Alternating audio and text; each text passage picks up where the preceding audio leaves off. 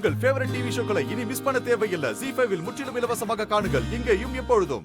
நீதிபதி ஐயா, இவனுக்கு அதிகபட்ச தண்டனை என்ன இருக்கோ அதை இவனுக்கு தயவு செஞ்சு கொடுங்க ஐயா. உங்களுக்கு கெஞ்சி கேட்டுக்கிறேன். இவனை வெளியில விட்டுற கூடாதுங்க ஐயா. இவன் கொலைகாரன். இவன் திட்டம் போட்டுதான் என் புள்ளைய கொன்னு இருக்கான்.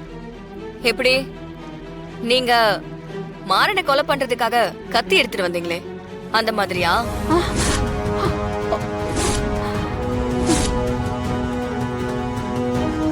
ஐயா, என்கிட்ட இருக்கிற அந்த வீடியோ ஆதாரத்தை ப்ளே பண்ணி பாக்குறதுக்கு நீங்க அனுமதி கொடுக்கணும். Permission granted.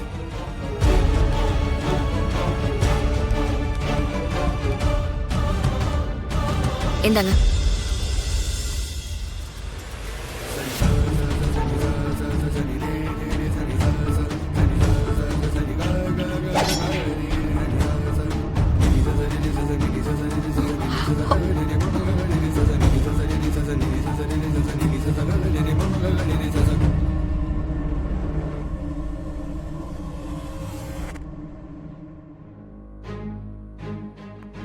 ஏமா, நீ இவரை கொலைகாரன்ட்டு நீதான் கொலை பண்ண ட்ரை பண்ணிருக்க.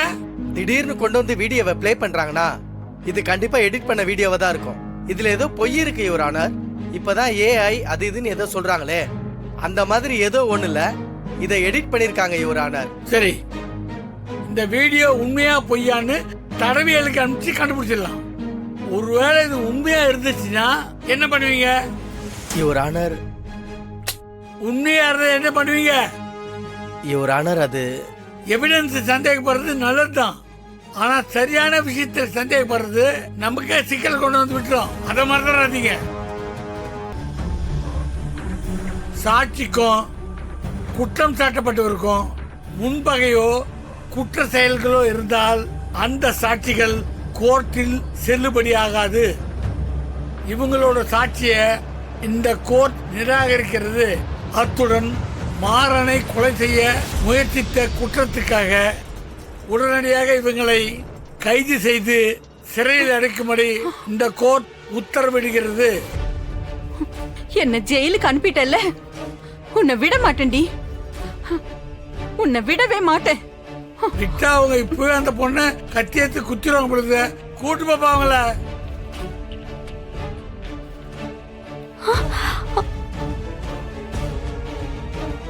ZEE5 ஆப்பை டவுன்லோட் செய்து அனைத்து எபிசோடுகளையும் இலவசமாக பாருங்க.